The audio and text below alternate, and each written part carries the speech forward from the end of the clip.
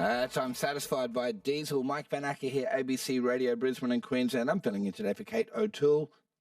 Did you know, and I'm imagining you do, robots are among us and maybe one day they will do more than just assemble cars, play bird sound effects and do inventory checks on the shelves of supermarkets. And perhaps that day has already arrived.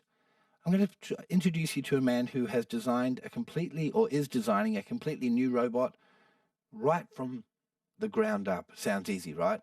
But what about a robot that completely evolves the treatment and care practices for people with dementia? That's the project currently being undertaken by Griffith University Industrial Design PhD candidate Matthew Green. Matthew's on the phone. Good morning. Good morning, Mike. Matthew, tell us about your project. First of all, I have to tell you, I didn't even know that there were dementia robots. You're designing an even better one, but what does a dementia robot do? So there's a robot called Paro. He was probably the first one in 1999. He started to get developed, and it basically acts to help a person with dementia and a carer interact. So it's a socializing tool, I guess you could say. And it reacts to being people patting it. It follows people's faces with its eyes and blinks and makes sounds and things like that. Okay, so that's the existing robot, and you're designing a better one. Yes. So there's been studies that they work, but there's missing a few things. So, for instance, how to use a robot, how to educate carers, what do people want? So, for instance, do people want speech?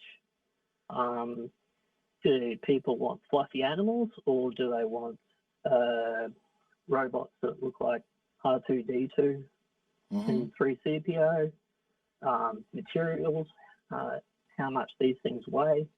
So it's finding out all that information, putting it together, and adding it into a robot that can actually go out there in the real world and interact with people with dementia.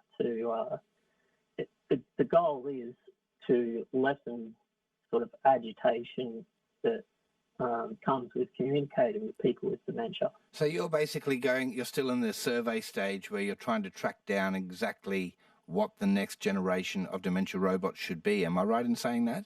Yes. Okay. Yes. And who do you ask? How do you go about getting that data? Okay. So we're lucky enough that we've got ethics to do a worldwide survey. All the surveys can be found at researchdementia.com. Unfortunately, we have to do it on the net. We can't, with the age of COVID, we can't go out to care homes and things like that anymore. So all the surveys, we're looking for carers, care providers, like managers, people with dementia. So anybody in that environment, we're looking for their points of view and their opinions to add to this. It'll be the first large study of this type. Most studies are usually between sort of 10 and 15 people. Okay. But we're looking to get much larger numbers.